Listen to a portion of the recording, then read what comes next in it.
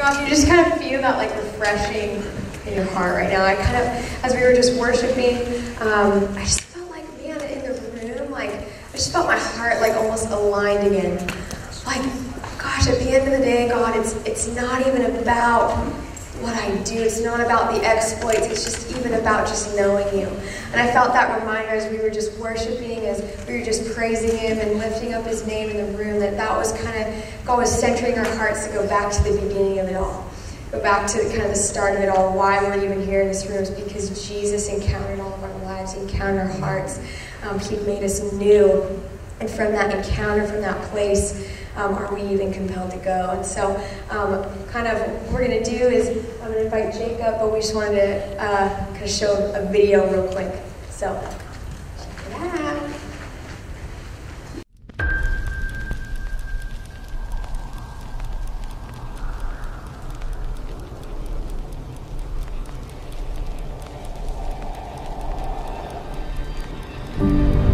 We all have our reasons. It could be fear, complacency, or maybe you just feel unqualified to reach your city, your campus, the nations. But you see, when we look out and see a generation that does not know Jesus, an uncommon courage rises in our heart. We push past our limitations. We break every boundary. We silence every fear. Because it only works when we all say yes. One act is powerful, but millions are unstoppable. We cannot stop until every believer's been activated, until every eye has seen, every ear has heard. Today we move forward. Today we say no to fear. Today we declare a war on inaction. On February 23rd, we are calling 60,000 believers to gather together in Orlando, Florida for a tipping point gathering that we believe could spark the greatest era of evangelism and missions in history.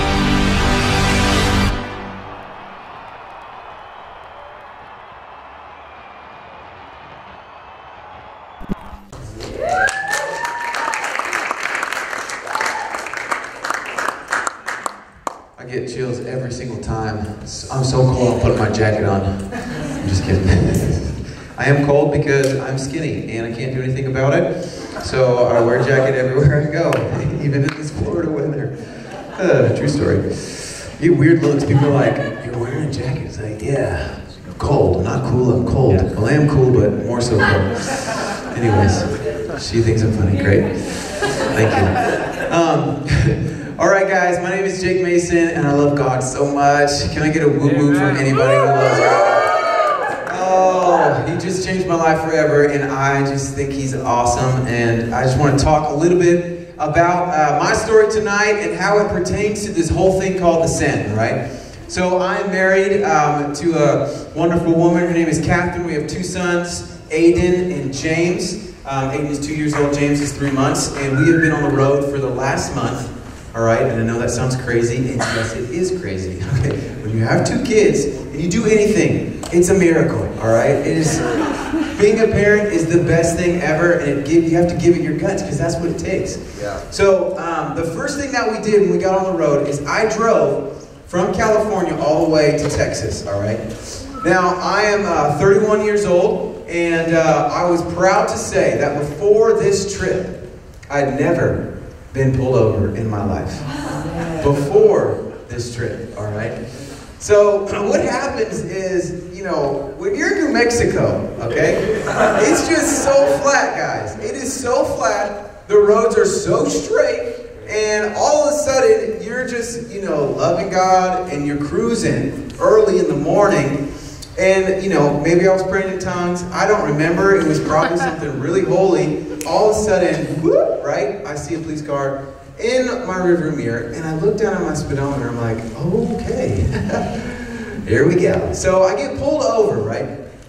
And I was like, man, this is such a bummer. I lose my perfect record. You know, like, been driving since 13 years, never been pulled over once. I was really proud of that. The Lord, you know, took that pride away. Thank you, God. Humbled me. Amen. Jesus, love you so much. And I'm just, And I'm talking to the officer, and he's like, sir, you know how fast you're going? I was like, you know what, I do, you know, and it was pretty fast, I apologize. It's like, okay, I'm just gonna go get your ticket, you know, and I'm like, great. So we chat, and as he's in his car, I'm like, you know what, if I'm getting pulled over, I'm gonna tell this guy about Jesus. If I gotta give a donation to the state of New Mexico, even if it's a forced donation, right, I'm gonna tell this guy about Jesus.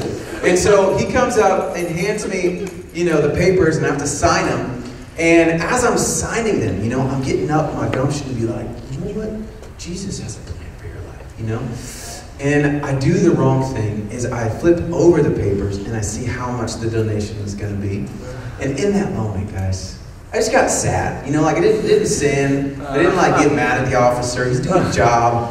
But just a little bit of sadness came over me, and it shook me just enough to where I just smiled at him. I said, have a nice day, you know? And I drove off.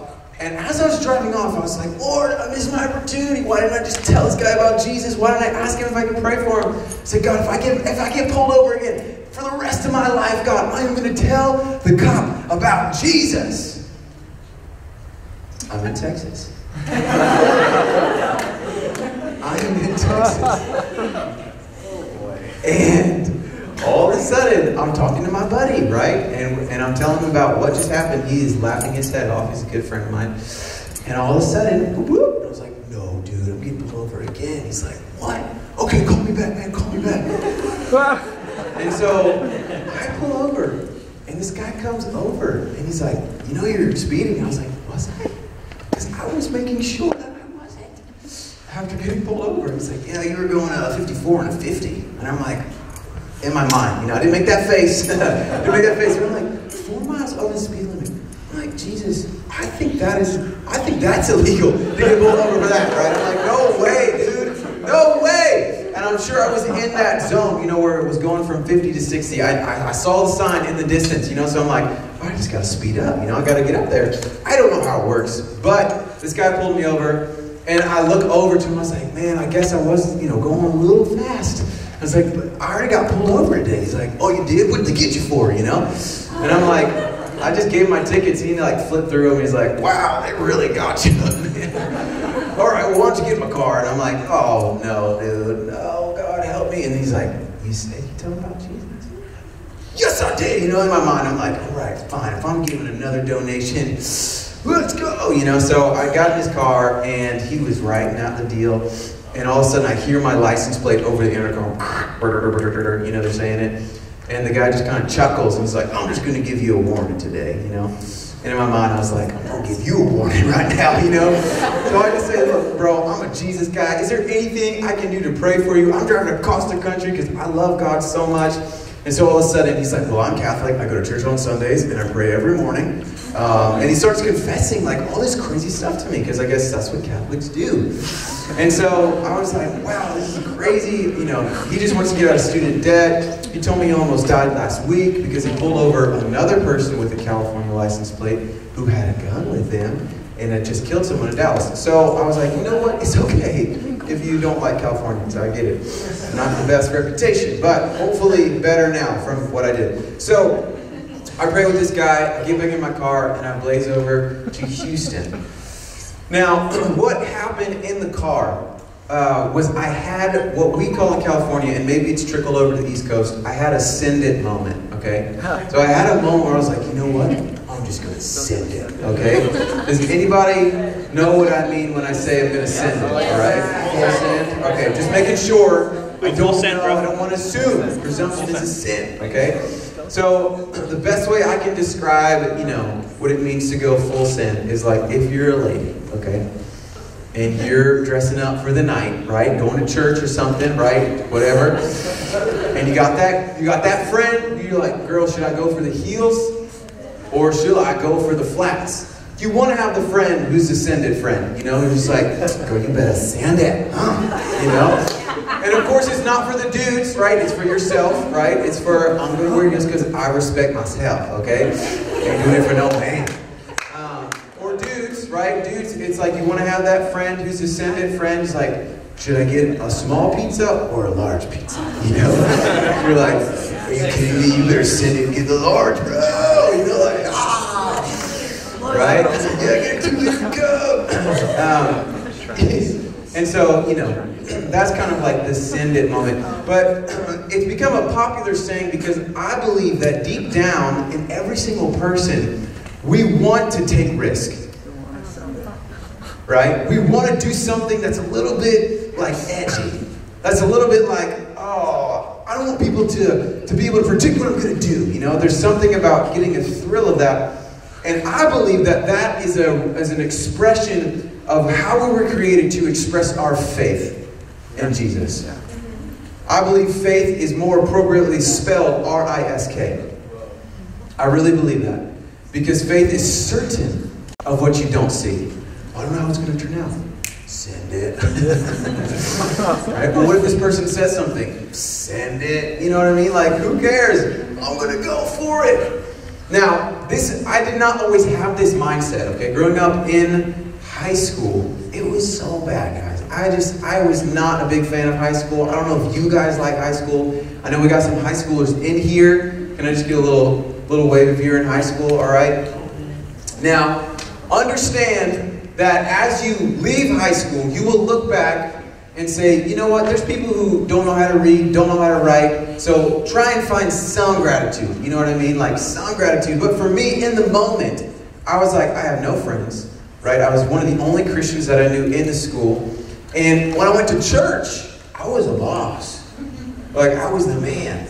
I knew all the prayers. My favorite verse to pray out was, God, where 2 or 3 are gathered in your name, you are there. You know, like, so God, we know you are here with us. You know, like that was my go-to verse when I was 13 years old, and it made me seem like extra spiritual, and I was a great athlete. I was small, but I was quick, and I was the master of dodgeball, the whole deal. And so when I was in church, I was confident. I was a boss. I was the man. You put me in high school, and I just lost it all.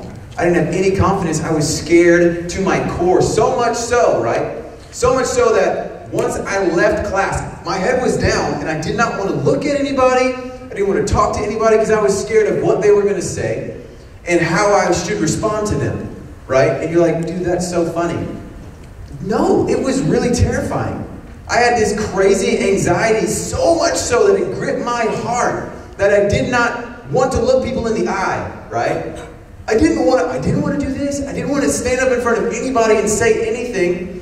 I remember having to give oral presentations, and it's like my tongue, you know, just all of a sudden, you know, you just could not speak. And I was terrified, and this fear had just totally gripped my heart. I remember one time, in 9th grade, I was going, you know, to class, and I'm just trying to get to my next class. I didn't want to see anybody, but then all of a sudden I had to go to the bathroom. So I'm like, all right, detour, let's go. So I'm new to this school, and I see kind of out of the corner of my eye, I'm not looking up, there's a door and there's a little bathroom sign, so I go over and I push it open the door, and I'm going in, and to my horror, I hear women's voices in the bathroom.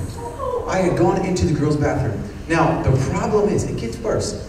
This kind of school, you go through the door, and you can't go back out. Because they didn't want any of those lawsuits, you know, where you push the door and hit somebody in the face, right? So it was a one way in, one way out. So I'm stuck. Like, the concrete walls right here, you know, I see what's happened. I go to turn around, and I miss the door. It closes. You know, I'm hugging the wall. No, God. No, God. You know, like, this is not okay. This is not okay. And I'm hearing girls laughing, and I'm like, what is going on? And so I had to go around the wall, right? And then just out this way. So I literally pull a Spider-Man, you know, and I just book it out of there. And as I push the door open, right, I'm getting out of there hoping that no one saw me. I don't know if anyone did, but who do I walk out to? One of my good buddies. And it's just like, you know? And I just was like, oh, what do I do? And I was just like, sup? You know, and just like kept walking. Oh, guys. It was so bad. Like, it was horrible. And I really, I know we make light of it because if I don't, it's just like, I need to laugh at those moments. But in them, I was terrified, and I really hated the environment. And I know that homeschool is great, and so I thought to myself, you know what? I'm just going to drop out of school. I'm going to get homeschooled. I don't want to be a part of this anymore. I'm done with it. That is not my jam. Now, what happened was my dad, who I'm really good friends with, heard me out, and he said, Jake, I want you to do something. I want you to pray, and I want you to ask God what he wants you to do. Now, my dad rolled the dice, because all of a sudden the power's in my hands. And I'm only 16, 15, I think this is my junior year, you know? And so I was so shocked that he told me that, and I was like, great, well, I know the answer. You know, God's on my side. But I just want to make sure. So during service, I wait till, you know, the apex moment in worship. I think we were singing, He's mighty to save, right? Oh, yeah. Mighty to save. And I'm thinking, He's going to save me from school. Yes, you are, God. You know, like, I was just excited because I was like, I'm going to get out. He's going to save me from this horrible place. And I remember asking God, you know, God, do you want me to leave school? Listen, you're a servant, I'm here. And I heard him say something that shook me. He said, Jake, if you can't cut it here, how do you think you're going to make it in the real world? Wow. I was like, I rebuke you, Satan. And they're like, no, I bind the demon right now. You know, like, no, God. You know, I asked him again, I hear the same thing. And he told me, he's like, Jake, the reason you hate school is because you don't realize that I'm waiting there for you. Like, you get out of your car and you make that long walk from the parking lot, and I'm standing at the entrance waiting for you, and I'm like, I'm so excited you came today. Let's do this together. And the moment I had that realization, my whole 12th grade year was completely different, because I had a reason to go to school. And as a high schooler, you usually don't have a reason. You have to go, right? It's illegal not to. You'll go to someplace, I don't know, juvie? I don't know. Never been to juvie, so never made that far, you know. I listen to God. And so my 12th grade year, I just knew it was different. And I had this confidence. I was able to go without that fear, without that dread. Does anybody know what I'm talking about? Right? You just dread something, and you're like, I'd rather stay in bed. I'd rather watch Netflix. We didn't have Netflix then. You know, we had VHS. AOL was just popping. You know, like it was a different time, okay? It was a different time.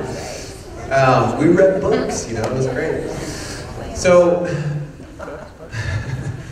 my 12th grade year, I just knew that I had a reason, and that every single morning I woke up and Jesus was waiting for me as I walked into Hermitage High School. That was the name of my school. And I'll just tell you one quick story. I grew in my faith so much because I had to take real ownership of my faith.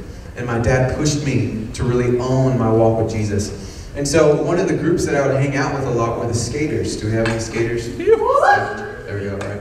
So I did not skate, right? But I loved the skaters because of how crazy they were, all right? In my school, they were the craziest. They would do the most wild things.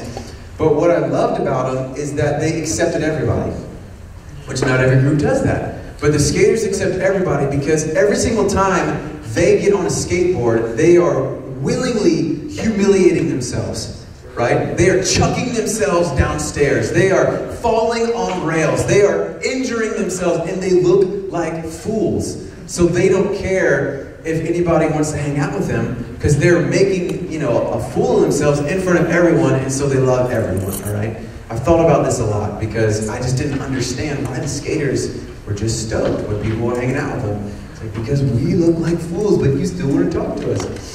And they just were the wildest, you know, they were the craziest. And so I remember hanging out with these guys, and they all knew that I was a Jesus dude, because I was, you know, I was doing my best to tell them about God and to not cuss around them and read my Bible, you know, at the beginning of school, all that kind of stuff. And so one time, I'm reading my Bible, and my buddy runs over, right? And it's right before class, the bell's gonna ring. He's like, Jake, you wouldn't believe what happened this weekend. And I was like, tell me, dude, what's going on?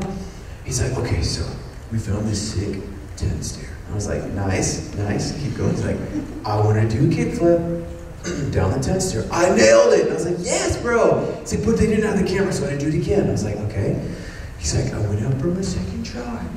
And you know what? I totally ate crap. And I hurt my ankle, and it was in so much pain. I was like, I'm so sorry to hear that. I was a little confused because it didn't look like he was on crutches or anything. He's like, I was in the worst pain I've ever been in. He's like, but something crazy happened. He said, I prayed to God. I was like, whoa. He's like, yeah, I didn't know how to pray, so it went like this. I said, hey God, I know Jake Mason, right? I'm dead serious, guys. This little all theological stuff, right? I don't get it. He's like, and immediately the pain went away. It was crazy. And he's like, thanks so much, man. Gives me a hug and goes to class, right? Credit, right? Because I wasn't even there, no laying on of hands, no oil, right? There was none of that kind of stuff. And there was a real deal supernatural healing in my buddy. And so, just crazy to think about how our very presence at a place allows for God to move. And I'll prove it to you in the Bible, okay? So, I know you guys have been listening to my stories. Can we get into the Bible now, all right? Because I love the Bible, and the Bible just makes everything way better all the time. So we're just going to talk a little bit, all right? Just a little bit about Jesus, because he's the one who's in the Bible, especially the New Testament. Old Testament too, just got to look a little harder. Okay, Luke 5, 17 through 20, okay? If you want to open it, you can. I'm just going to read it from my phone. On one of those days, as he was teaching, Pharisees and teachers of the law were sitting there, who had come from every village of Galilee and Judea and from Jerusalem. And the power of the Lord was with him to heal. I love that verse. And behold, some men were bringing on a bed a man who was paralyzed, and they were seeking to bring him in and lay him before Jesus. But finding no way to bring him in because of the crowd, they went up on the roof and let him down with his bed through the tiles into the midst before Jesus. All right, I'm going to stop right there. And I want us to get into this moment, because I think oftentimes we read the Bible and it's super fun to read as many chapters as possible, but my dad loves to go deep into the verses. And he said, Jake, one of the best things you can do is just try and personify every single aspect of what the Word is saying. And so I was thinking about this verse in particular. And I was like, you know what? How heavy was that guy? You know what I mean? Like, no, how heavy was he? And I don't know, was he big? Was he small? Like, have you ever tried to carry someone for like miles who can't move at all? Right? You guys, Jeremiah, do you want to come up here? Can I get 4 volunteers just to pick up Jeremiah and take him around the room? You don't want to do it? Okay. Jensen, you want to get up here? Just get on the floor. So, I need 4 guys, right? No, because I want you to see how difficult this really is. Like it was, yeah, it doesn't matter. So just, he can't move. So he can't move. Right? That's there. So just go ahead. Don't straighten your back or anything. You're completely limp, okay? Now just go ahead and walk around the room, all right? Now listen, I know this is silly, but this is how, like, you got to think through. 4 guys heard that Jesus were in the area, right? You guys are doing a horrible job. If that's your friend, you do not like him very much, okay? Help his back at least. I know he can't feel anything, but goodness gracious, don't injure him more, you know? So there's 4 guys, and they hear that Jesus is in the area. Just keep making your way around. How far was this man from where Jesus was? Was he a mile? Was he 2 miles? Was he 3? Was he 4? These guys look like they're panting, and they're not even moved up, 200 feet.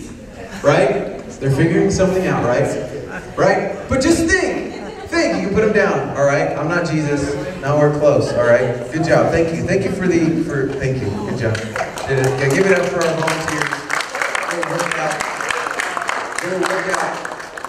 So these buddies were like, hey, we'll call him Joe, right? Joe, there's a guy here, and there's like power on him, and he can heal people. No, it's okay.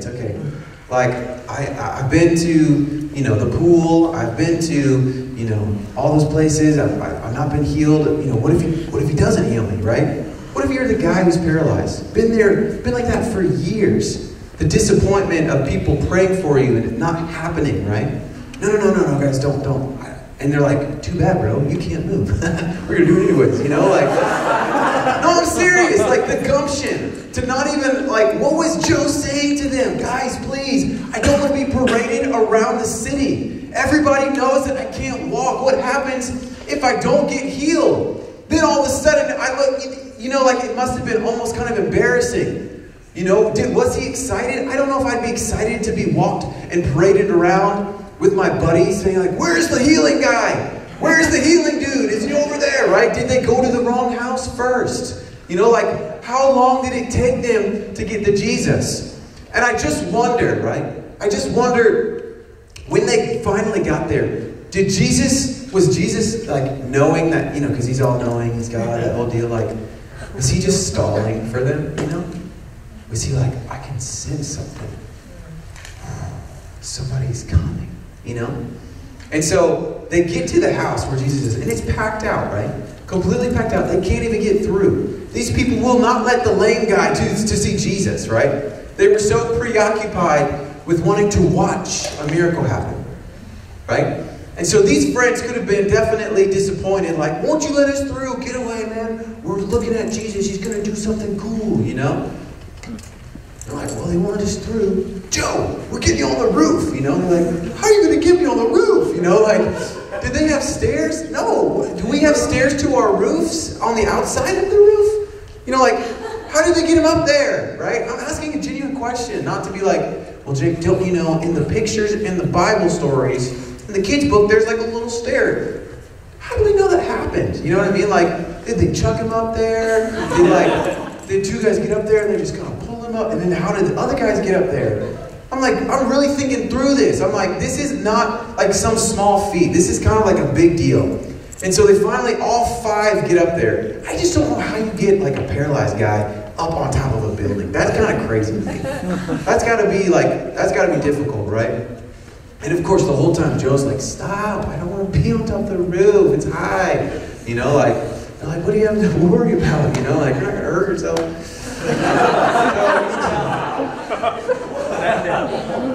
So, it's crazy, right? How did they get a hole in the roof? Yeah, no, did they know the guy? Probably not. They didn't think about that. They didn't ask, hey, can we just put a hole in your roof that you're going to have to fix later? You know, like, I mean, I'm just thinking about, like, man, these guys were on a mission. Right? They were on a mission because they loved Joe so much. And in my mind, I'm just like, okay, they didn't have like power tools. You know, like they didn't have like a saw. So I'm like, okay, if it was like really mud and bricks and thatch and whatever that was, I'm like, they probably just started pounding on the roof. Just punching. Come on, hit harder. Right? And so you're just like, all of a sudden, everyone on the inside is like, what is going on up there? And I can just think about Jesus, and he's like, I can smell something. No. I feel like he can smell faith. He's like, are they going to keep going? Are they going to break through the roof? Oh my gosh, they're not stopping. Boom! Right? And dust is like falling from the ceiling. Boom! Are their knuckles bloody? They don't care. They're going all out. They are sending it because they want Joe to encounter Jesus. They are doing whatever it takes so that Joe will encounter Jesus. And so they break through the first time. And all of a sudden, you know, stuff is falling. Maybe it's getting in Jesus' hair. I don't know. And I feel like he's just smiling. He's like, oh, the faith of these four friends. You know, and they're just ripping the roof out. They don't care if it's offensive. They don't care if it's damaging. They just care about their buddy. And they lower him down somehow. Was it by their hands? Was it with rope? I don't know. They don't go into those details. But they get him before Jesus. And this is my favorite part. When he saw their faith. When Jesus saw their faith, it was not the faith of Joe. It was the faith of his friends. We don't know who they were, but we know their faith. A lot of people came to watch Jesus do something. Joe's friend said, we're not going to watch anything, man. We're going to go and get our miracle. My buddy has been in bed for too long. We used to play ball together. We used to run in the streets together. Then something happened. And we watched for 20 years him being in that bed. People just walking by him. People ignoring him. I want him to walk again. I want to run in the fields with him again, right? They were gripped with something. And they said, I don't care what it takes. I'm going to send it, and I'm going to get Joe in front of Jesus. And it was their faith that unlocked the miracle. Guys, do you realize that it is your faith, that Jesus is looking for? Sometimes we're like, oh no, is that person ready? Are they right with God? Is there sin in their life? What are you willing to do to see your friends? What are you willing to do to see your community? I'm asking myself the same question. What am I willing to do to release the power of God in the community? Where is my faith at? Oh, I want to be like Joe's friends. His name's not Joe, we can't call him that. But I want to be like those 4 guys. I'll do whatever it takes. Right? I'll go to a school that I hate. As a high schooler, I didn't like my school, I didn't have any friends, but I'm going to go, because if I go and I believe that God is sending me there, I know He's going to do something. Come on. Go into a job that you don't enjoy. Well, God said this is where I'm at right now. Maybe you need to check in with Him and say, God, what do you have for me? I don't want to just go with the flow. I don't want to be inactive. I want to get your heart, and I want to move with faith. Come on. What about that family member that just seems to be making every single wrong decision? Do we still have faith to believe? Do we know that it's our faith that's going to release God to turn their life around? I've seen it. I've waited years and years and years for my sister-in-law to give her life to Jesus. But you know what? Last year she did. Come on. I'm serious. My wife and I were like, how many more conversations do we have to have? We were getting to the end, but we would bow our heads when we were distraught, right? We would bow our heads when we thought there was no more hope. And then all of a sudden, it wasn't even through us. She went to a friend's wedding, and at the wedding, all of a sudden she realized her life was in shambles and she needed to get right with God. And we get a text in the middle of the night while she's over in England. Guys, I don't know what happened, but I've just totally been running away from God. It's time, and I'm coming home. She came home, she broke up with her boyfriend, who she knew she wasn't supposed to be with, which was the hardest thing to do. And you know what? The next day, he gave his life to Jesus because he realized that he had been running away from God too. Do you know what I'm saying? Your faith can cause a ripple effect. And so they spent some time away, seeking God together, and then through godly counsel, through the right ways, they got back together, and now they are married, serving Jesus together. It's like, that's redemption. And I don't take credit for that, right? I'm not the reason for that, but I did not give up.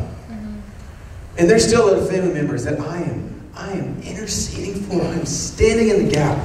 But I know that my faith, that your faith has power that we do not know of. When Jesus was on the earth, in Matthew 9, he looked out and he saw a harvest field. And many of us know this verse, but he says, the harvest is ready, but the laborers are few. Therefore, pray, God, thrust forth, send laborers. And I feel like, as I've been in missions for the last 13 years, I have prayed that prayer so many times. And I feel like you guys are the answers to my prayer. I have prayed so many times, God, send them. Send them to the nations. Send them to their neighborhoods. Send them to the schools. And I know that my prayers are not falling deaf on the Father's ears. Amen. And I believe that in this room tonight, God is saying your prayers will be answered by the actions of the saints. Your prayers will be answered because I'm going to give them my heart. I'm going to give them my heart. I'm going to give them my heart for their family. I'm going to give them my heart for their friends. I'm going to give them my heart for the state of Florida. And that's what we are called to go, to make disciples, to give our guts for Jesus. And I really believe that that is what the sin is all about. I'm going to invite Amy up here because Amy came out here for 10 weeks to help mobilize. And she left everything in California. She packed everything up and it's in my garage, right? Amy's on staff with my wife and I. And she said, Jake, I know this sounds crazy, but I just feel like I'm meant to move out to Florida and I'm meant to mobilize and I'm feeling impacted by this message. And what I want her to do is I want her to explain and lead us into a time of activation of what the sin has done and how it has impacted who she is.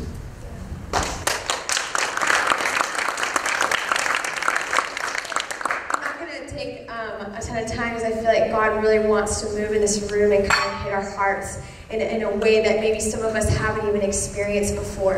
And I felt like as Jake was talking, was that even the story that he was sharing out of Luke, that it really clues us in and gives us a picture of God's heart for us even before we make it to this end. I think that if we're waiting for an epitome in our life at this end, then we're going to miss it. I think that if we were to ask a question, I felt like God kind of had me ask a question of what does the send have to do with me? And I felt like that question even kind of ties with this story that we just heard that Jake shared out of the Bible. But if we ask ourselves, God, what does the send have to do with me? And it's almost rhetorical and kind of hilarious because he's like, it has nothing to do with you. If the four friends made it about themselves, and they probably wouldn't have had the audacity to bring their friend on the roof, punch through it, lower him so that he could be healed by Jesus. I think that they would have gone and just stood there and watched because it was for them to experience. I'm going to go and I'm going to have an amazing experience. I didn't just leave California to come hang out at Disney World and go to Universal or go to a new place. I came because I'm just convinced that God is moving on the earth and he wants to invite all people into this great commission that all of us, even at the moment of salvation, were invited into. And I feel that question is going to stir in all of our hearts. And would we really dig deep? I had to dig deep. God, the send is not about me. If it was, then, well, I think we're going to miss it. We're going to miss the access of faith that we can have for Orlando, for Melbourne, to experience God and to be saved. We're going to miss out on the access of faith to see our whole entire family saved, because the reality is once I say it's not about me, I partner with Jesus' heart when he came on the earth and said it's not about me just coming to the earth, it's about those that are separated from the Father. So I must go. Therefore, I must take their place on the cross. And that's the exact same posture that we get to be invited into. You know, and that's the exact same place that we get to step into. That's, I believe, the heart of the send. And so I feel like even with that video, I'm always so provoked because it's true. There is a war over our generation. There is a war over believers, and it is inaction. And it is us sitting only in our belief and not doing anything about it. And if we just wait, if we just wait until Saturday to be, catalyzed, then will we always wait? Will we always be sitting in our chair waiting, God, until you really speak to me and give me my whole entire life plan, then I'll go? What if the four friends just sat there and waited? Well, God, if you give me a full vision of me carrying my friend, the exact location of the house, us punching through the roof, then I'll go. They would have missed the opportunity for his friend to encounter Jesus and experiencing healing. They were so gripped for love for their friend that it compelled them to carry him all the way to the house, punch through that ceiling, be lowered before Jesus, and for him to be healed. And we have to be violent on this inaction. We have to be violent on inaction. We have to be violent on an action because you cannot passively get over passivity. You have to rise out of your passivity and step by step, maybe you're carrying, whatever you're carrying, you have to rise out of passivity. Come on. You guys, could we together look in this room? I know some of you are from Reading, but maybe you look around together and from Reading, and you look around from Melbourne. Are we going to rise out of our passivity? Are we going to rise out, not take the seat and sit in an action where we say, could we carry Melbourne together? Starting today. Could we all grab a corner of Melbourne and say, you know what? God, I don't know how it's going to look, but I have enough faith for me and my friends in this room to pick up and carry Melbourne for an opportunity that Jesus would heal our city. Yes. Yes. And that is a decision that every believer has to make in their heart, and it even starts right now before the Sunday. What if God didn't even speak to you or give you a certain nation on Saturday? Would you still believe that you are called to go? Amen. I mean, gosh, I look at Isaiah, and I don't know how old he was, but when Isaiah encountered God, he's in a vision, and he's in the throne room, and what happens is he's looking at God, and he recognizes his uncleanliness. This is in Isaiah 6. And he recognizes, whoa, I am unclean. He says, woe is me. And he realizes he's in front of this holy God. And then all of a sudden, this creature, this seraphim, kind of comes down from the altar. He's carrying a coal, and maybe we're all familiar with this story. And he brings the coal and he touches his lips. And what does he say?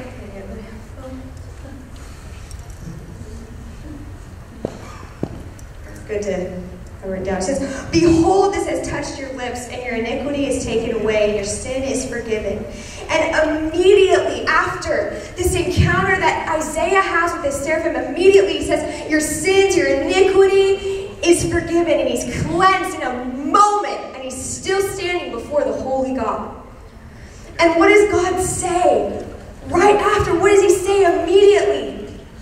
Who will I send? Who will go for us? And Isaiah, who 30 seconds before was unclean, realizes he's unclean before God, is then standing before the Holy of Holies, God himself. And all he hears is, well, who will go for us? And Isaiah, he says, well, here am I, send me. And the Lord says, then go. Therefore, guys, I believe that is a perfect picture of all of us, whether you've been saved 30 seconds ago, or 5 years ago, or 15 years ago. God is saying, who will go for us? Who will go for us? So out of an encounter, maybe some of you, I challenge you even right now to kind of even look back of when you encountered Jesus and put yourself in the shoes of Isaiah, that right now you are being commissioned to go. It starts right now. It starts right now. And I'm telling you that it doesn't even have to take a fancy, amazing power moment. You're going to China. Like, I don't know. We kind of feel the buzz around it going into the stadium, but God's heart is like, man, you've encountered me. Is it enough? Will you just go? Will you go? Will you go?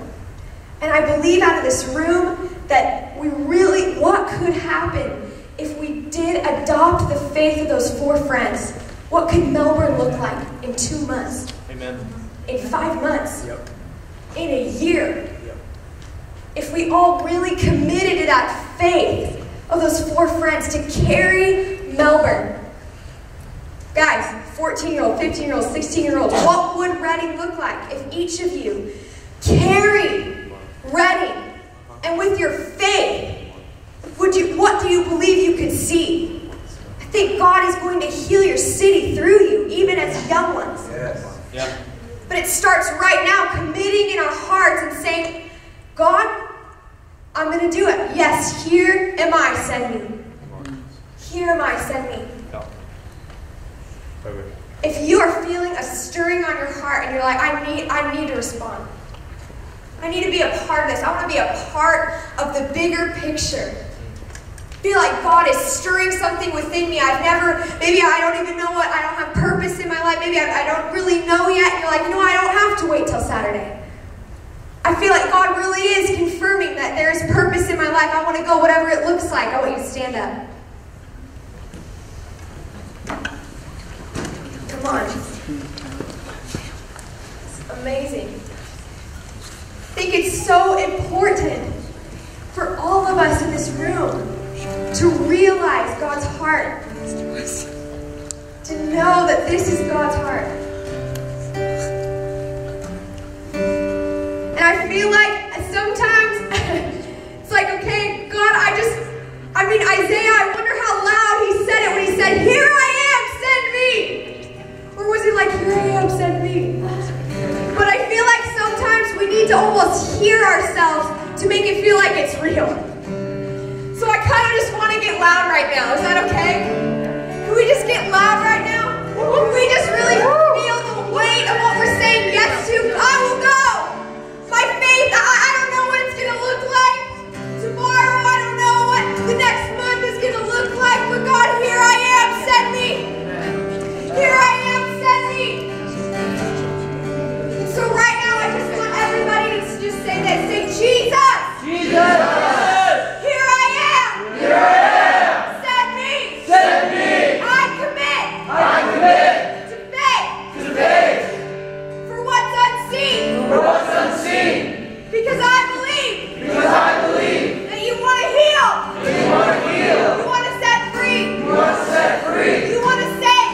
You want to save. Use my life. Use my life. Use my life. Use my life. Send me, God. Send me, God. Yes. Come on. We're going to go back into worship.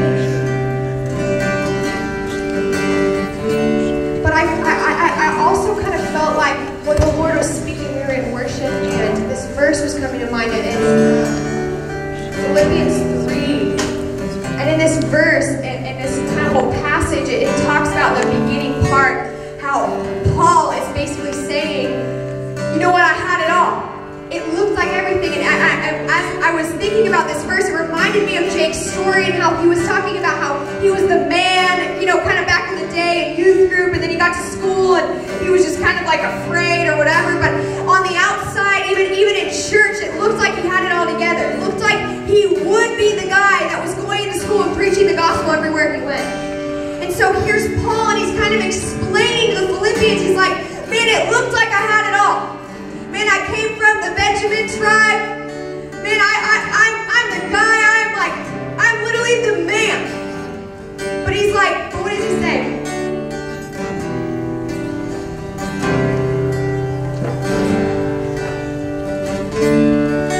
So he says, though I myself have reason for confidence in the flesh also, if anyone else thinks he reason for confidence in the flesh also, if anyone thinks he has a reason for confidence in the flesh, I have more. Circumcised on the 8th day, of the people of Israel, of the tribe of Benjamin, a Hebrew of Hebrews, as to the law, a Pharisee, as to zeal, a persecutor of the church, as to righteousness under the law, blameless. But whatever gain I had, I counted as loss for the sake of Christ. Indeed, I count everything as loss because of the surpassing worth of knowing Christ Jesus as my Lord. Would that be the epitome? Would that be the epitome? Even in every exploit, every assignment that we're given by God. Man, Paul, when he laid out his resume, he was crushing it, right? All of us would be like, dang, I cannot live up to that. But then he encountered Jesus, and all of a sudden that was counted as loss. And he said, but now I gain in just knowing Christ Jesus. So first and foremost, would each one of us in this room just commit to knowing Jesus? That would be the epitome of our lives, is knowing Jesus. And why knowing him so intensely that it actually drives our faith to carry our sins, to carry our families to his feet, to see them healed. Come on. Come on. I want everyone to stand to their feet with me. So tonight, I I feel like we're all on the same page. We're committing, we're saying, yes, God, would my life, first and foremost, just to be knowing you. Just to be serving you. Just to be knowing you, Jesus. And secondly, would my life be a life of faith? That I wouldn't wait, I wouldn't delay, that I'm declaring war on an action, that I'm done sitting on the sidelines, I'm done forgetting that I'm a part of God's story, that He actually wants to put me in the game in the moment that I received Him in my life, the moment that He saved me, I was put into the game. Come on. I feel like those are the two things that we're committing to. And so I'm just going to do one more declaration. Are you guys ready? It just feels so good to say it out loud, right? Come on. Come on. Does everyone say Jesus? Jesus. Jesus. Come on, I want you to get loud. Jesus. I commit my life to knowing you. It is my biggest honor to know you, God, and to make you know. So Jesus, I say yes to go. I say yes to waging war on an action. I'm putting myself in the game. Come on. Turn to your neighbor and say, we're in the game. Come on, we're in the game together, guys. We gotta do this together. We gotta do this together. I can't wait. I really do. I really can't wait to be in that stadium all together and to look around and be like, oh, we're really doing this together. We're really doing this together. Come on, now we're just gonna go back into worship. And as you worship, man, just let your heart explode. That you're like, Jesus, we're a part of such a momentous part of history. This is a wild time of history that we get to be a part of. I just feel this gratitude that's going to just explode out of our hearts. So as we worship Him, man, just think of God. Thank you that I know you. Thank you, God, that I can commit my life to knowing you. God, use my life. Begin to ask Him, God, use my life. Begin in your own words, just even right now. Just lift your hands. Lift your hands. Just begin to tell Him, Jesus, God, use my life. Whatever it looks like. Whatever it looks like.